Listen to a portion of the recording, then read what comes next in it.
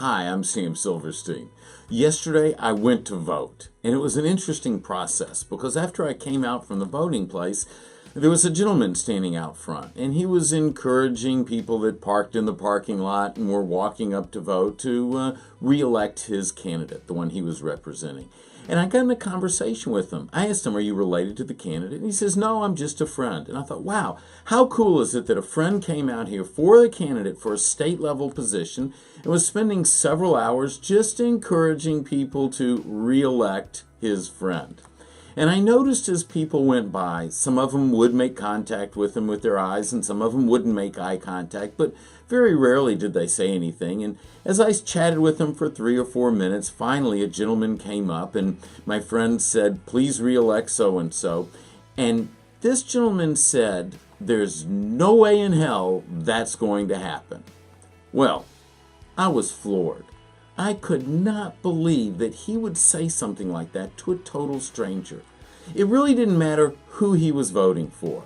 All he needed to do was look in the direction of where we were standing, smile, nod, not say anything, walk on by, but yet he said what he said. And then I'll never forget what I thought in that moment. I thought I would hate to work with him. So, are there people in your organization that are like that? Because not only would I hate to work with him, I would hate to report to him. I would hate if he reported to me.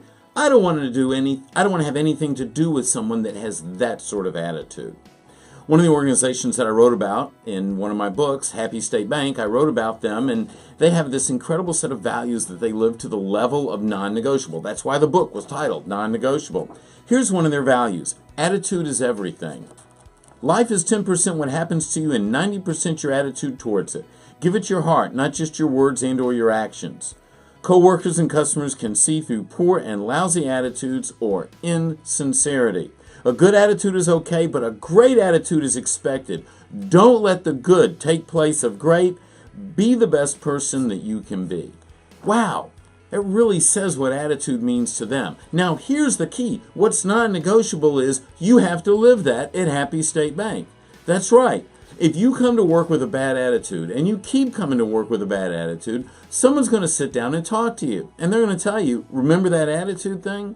And if you get better, great. If you don't get better, after a few weeks, they're going to allow you to go someplace else. Now, I know you may think that this is hard to believe. They would actually let go of someone just because of their attitude, but that's exactly what they would do. And they don't care if that individual is the top income producer for the bank or not. You either live the attitude or you don't. You either subscribe to the values or you don't. You either contribute to the culture or you don't. You see, as the accountable leader, it's our responsibility to create an environment that people feel comfortable in, where they are inspired to be accountable and ultimately they want to do their best. When we allow people to stay in our environment, to stay in our culture that, quite frankly, are not living our values, then, well, we're saying the culture doesn't really matter. We're saying the values don't really matter. As a leader, we have the ability to do that. Now, I hear from a lot of clients, they go, well, in our area, unemployment is very low. It's only 2.8%. It's 2.5%. It's 3.0%.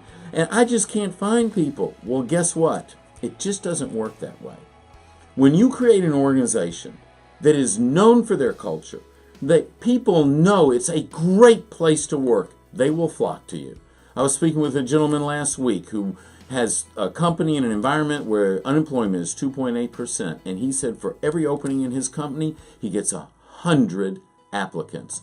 The reason he does is because he doesn't let people stay around that have the attitude and are willing to speak to other people the way that fellow spoke at the polling place. Hey, if you want to have a great organization, be an accountable leader, make it a great organization, because you take your values, live those values, don't allow people to associate that don't buy into the culture that you want to have in your organization.